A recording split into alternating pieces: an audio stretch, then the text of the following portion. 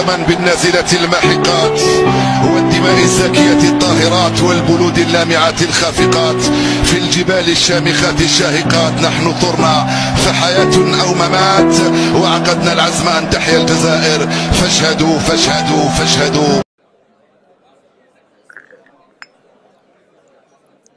اشتركوا في قناة دي زاد فوت وربي يفرحكم. السلام عليكم ورحمة الله تعالى وبركاته أعزائي المشاهدين. اليوم راح نهضروا على رفيق قيطان اللاعب الجزائري المتميز في الدوري البرتغالي. شاهد معي هذا الفيديو المتميز لهذا اللاعب.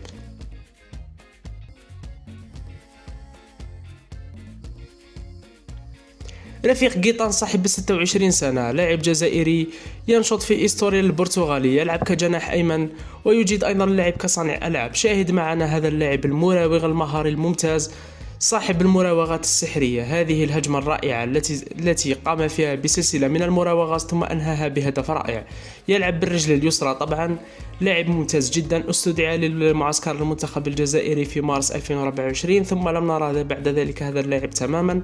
شوف هنا هذه التمريرة من زميله ينهيها في الشباك بقدمه اليسرى السحرية.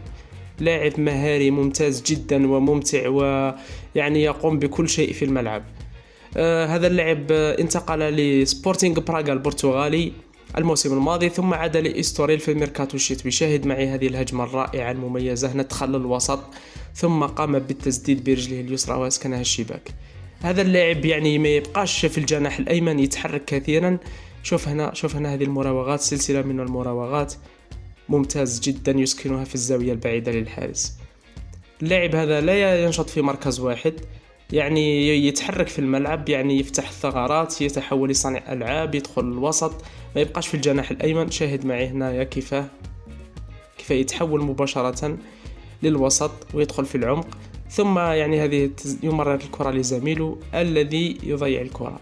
هذه ضد بنفيكا. شوفوا هنا كيف يتخلص من 3 لاعبين بسهولة ثم يمرر الكرة للأمام. يخصنا لاعب في المنتخب الوطني بكل صراحة من هذه الطينة الذي يراوغ مهاري. شوف هنا سلسلة من المراوغات بكل سهولة بدون تعقيدات.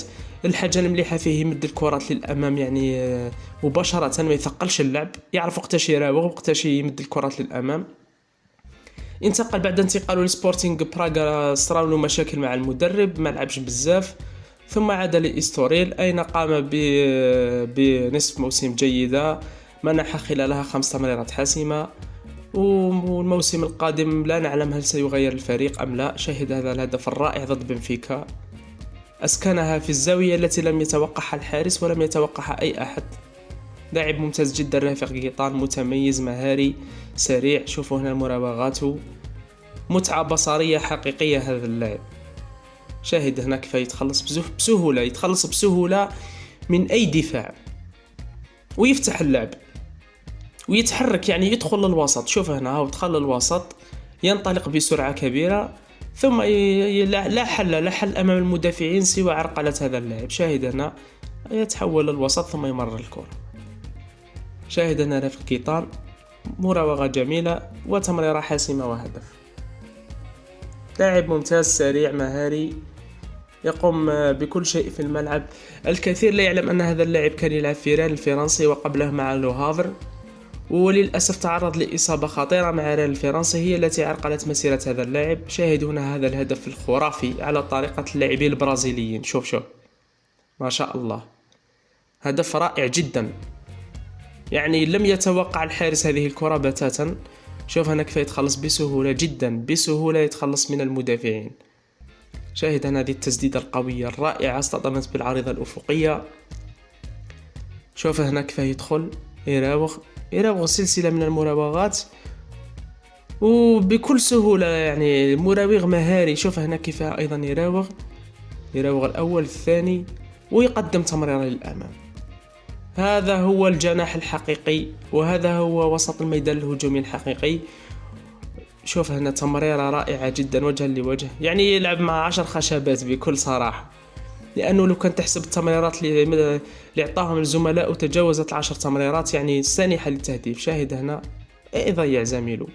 هذه ضد بورتو، سلسلة من المراوغات، ممتاز جدا هذا اللاعب. هذه ضربة الجزاء قام بتنفيذها بطريقة مميزة.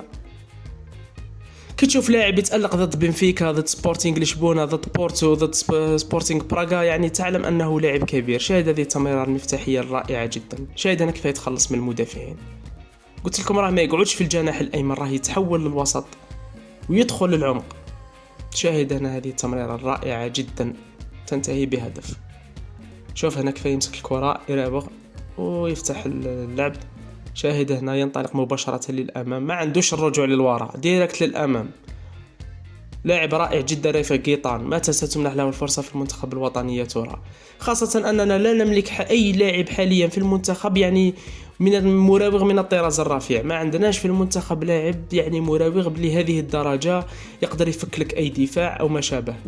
صحيح عندنا لاعب خاصة على الأجنحة. صحيح عندنا حاج موسى ما عطاولوش فرصة، عندنا بوعناني لم يستدعى بتاتا، عندنا رايان قولي أيضا لا يستدعى.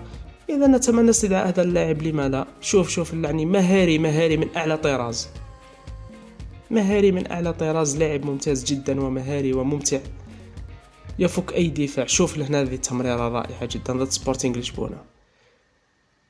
يعني أي مهاجم عنده إمكانيات كبيرة كان سيكون هداف الدوري البرتغالي لو لعب رفقة رفيق قيطان ولو استغل كل هذه التمريرات. شاهد هنا شوف كيفاه يتخلص بسهولة، شوف كيفاه يعاود يدور، السرعة.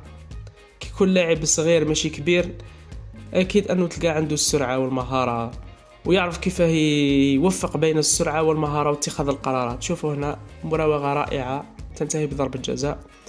هنا أيضا يدور حول الكرة، يدور بالكرة بسرعة وينطلق للأمام، يراوغ الأول يراوغ الثاني ويمرر الكرة للأمام.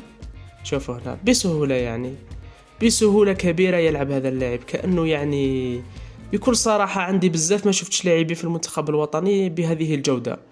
وهذا اللاعب استدعي قبل عام كما تحدثنا، لكن لم يشركه المدرب في أي دقيقة، ربما كان مصاب آنذاك.